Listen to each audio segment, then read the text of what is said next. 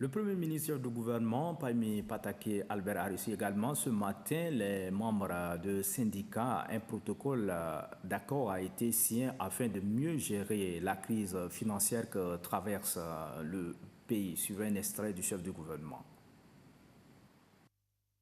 C'est une nouvelle page qui s'ouvre dans le paysage social au Tchad. Le comité technique tripartite composé de la plateforme syndicale, du cadre national de dialogue social et du gouvernement s'engage à signer un accord pouvant favoriser un dialogue serein. Dans une résolution qui s'établit sur 4 points, le comité tripartite convient unanimement d'examiner en profondeur la situation financière du pays et l'évolution des recettes budgétaires, la confrontation de la loi 032 modifiant la loi 008 portant réglementation de l'exercice du droit de grève, la poursuite des travaux pour identifier les causes de la crise, les moyens d'en sortir, en vue de favoriser la stabilité sociale qui a été menacée par des mouvements de grève. Le président du cadre national de dialogue social, Ali Abbas Seiti, s'est dit optimiste du accord qui, selon lui, permettra d'asseoir la base d'un véritable dialogue entre gouvernement et partenaires sociaux. A noter que le comité technique tripartite d'études et de réflexion a été installé le 16 mars dernier par le chef du gouvernement, Paymi Patake Albert, qui a rehaussé de sa présence à la signature de cet accord. Un comité qui a donc pour mission d'œuvrer pour l'enracinement d'une paix sociale durable par le dialogue. Vous aurez rectifié de vous-même. Maintenant, nous allons suivre l'extrait du chef du gouvernement après la signature de ces protocoles d'accord. Suite à votre aimable réponse à notre invitation et votre volonté de relever le défi avec nous, je suis heureux de constater ce matin l'aboutissement du premier accord d'étape qui me laisse penser que mon message a été entendu par les membres de la tripartite que vous constituez.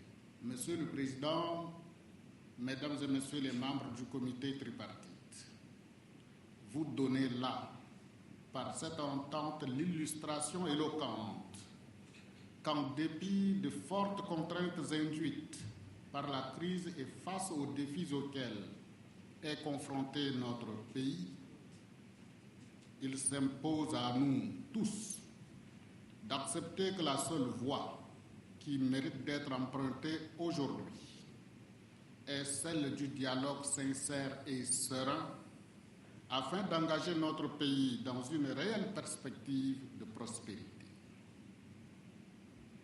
Le chef de l'État, qui s'est fixé comme objectif de hisser notre pays sur les sommets de l'émergence à l'horizon 2030, a défini les nouvelles politiques publiques et orientations que le gouvernement a la responsabilité de mettre en œuvre pour atteindre cet objectif.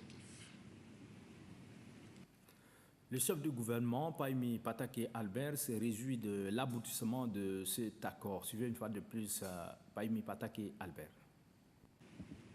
Je suis conscient de la délicatesse de votre mission. Je suis par ailleurs convaincu que dans un effort collectif et dans une dynamique d'ensemble, nous pouvons surmonter tous les écueils et parvenir à une entente sur tous les points en discussion.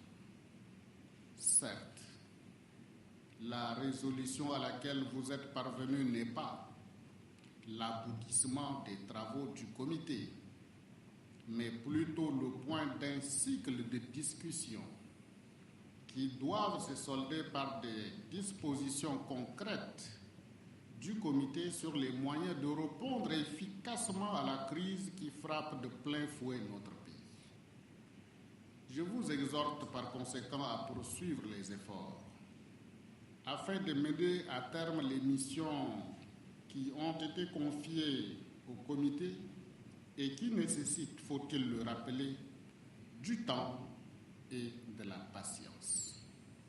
En dépit de la situation économique et financière particulièrement difficile, qui justifie d'ailleurs la création de ce comité ad hoc, le gouvernement mettra à la disposition du comité tripartite les ressources nécessaires à la poursuite sereine de ces travaux jusqu'à la conclusion d'un pacte instaurant une paix sociale durable dans notre pays.